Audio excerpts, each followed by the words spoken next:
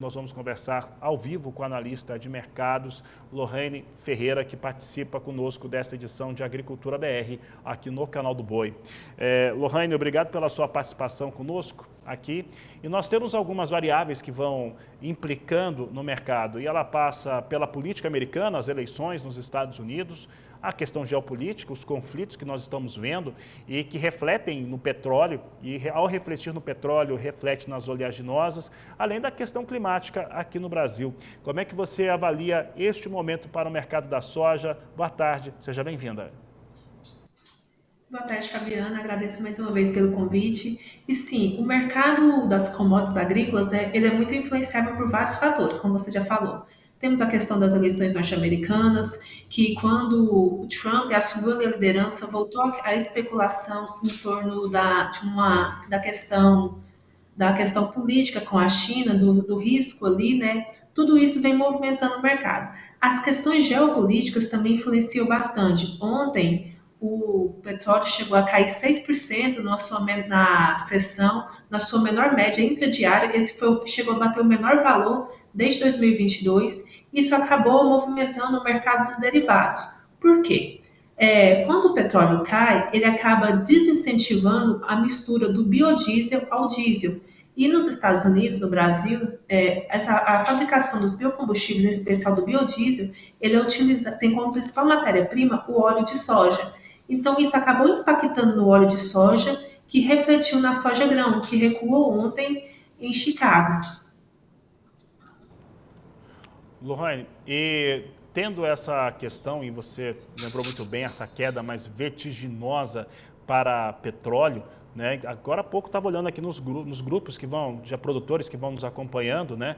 E eles questionam a respeito do preço da soja. A gente viu mostrando uma referência para a soja agora no Porto, e ela é melhor do que a de ontem, isso está muito a ver com o câmbio, e é exatamente o câmbio que impede, inclusive, né? Respondendo aqui, o pessoal está perguntando, impede que combustíveis também, no caso do diesel, da gasolina, caiam de preço porque o dólar está mais alto.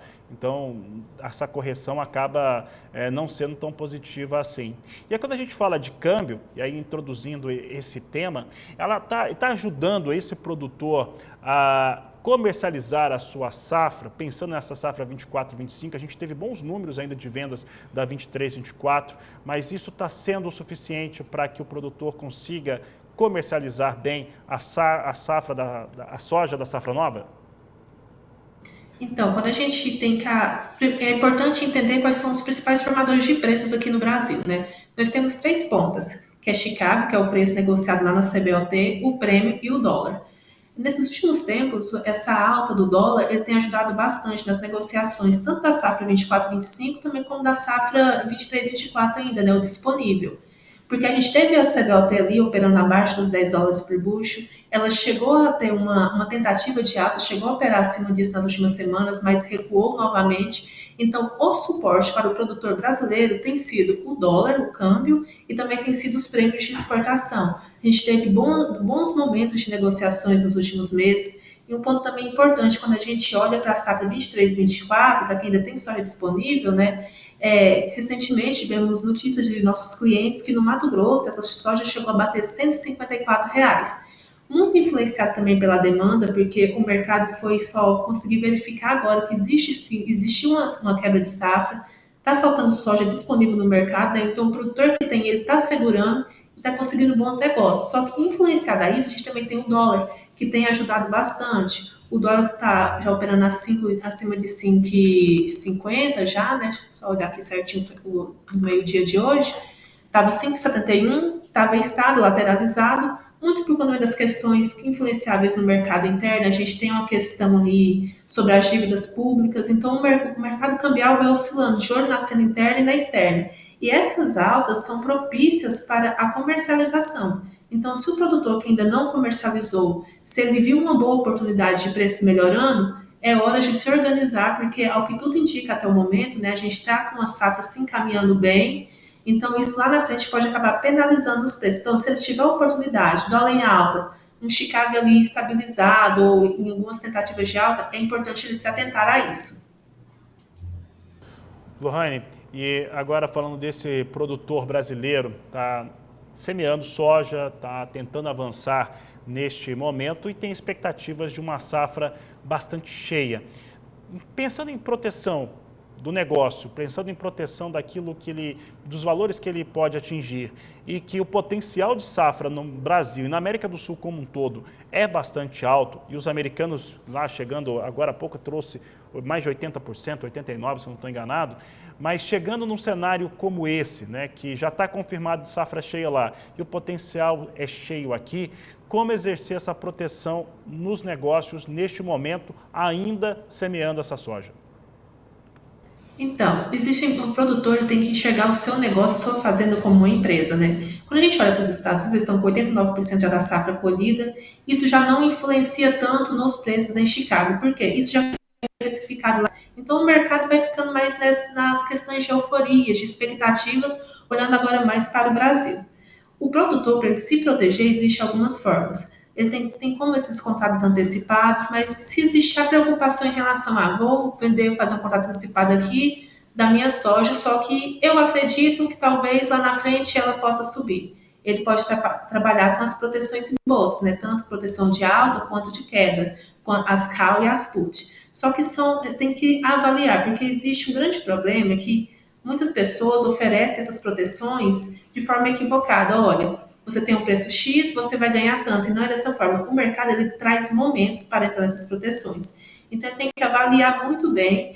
E um ponto muito importante a se olhar são os prêmios de exportação, porque foram eles que na última safra, no ano passado, derrubaram os preços. Foi quando a soja saiu lá de R$ 200 e foi caindo cada vez mais. Por quê? Tinha muita soja no mercado e os prêmios de exportação bateram no negativo pela primeira vez na história. Porque o que são esses prêmios? Esses prêmios eles vão mostrar a relação de oferta e demanda. Então, se eu tenho muita oferta e a minha demanda não está em linha com isso, os meus prêmios vão recuar. E agora, se eu tenho minha demanda está mais alta que a minha oferta, os prêmios sobem. É o que está acontecendo agora com a soja disponível. A gente já tem prêmios ali chegando a 175.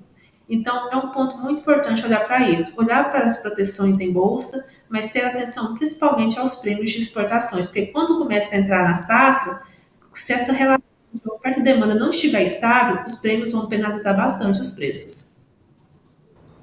Lohane, para encerrarmos aqui a nossa entrevista, quais são as expectativas de vocês para as próximas semanas em relação a negócios, quando a gente deve ver uma conclusão também, aqui, conclusão não, mas um avanço bastante expressivo da semeadura aqui no Brasil e a conclusão da colheita norte-americana? Então, começando pelo Brasil, em relação à semeadura, na última semana a gente teve um avanço muito grande. Vou até olhar aqui os nossos dados, a gente divulga toda sexta-feira, nós atingimos na sexta-feira 35,9% da área total semeada.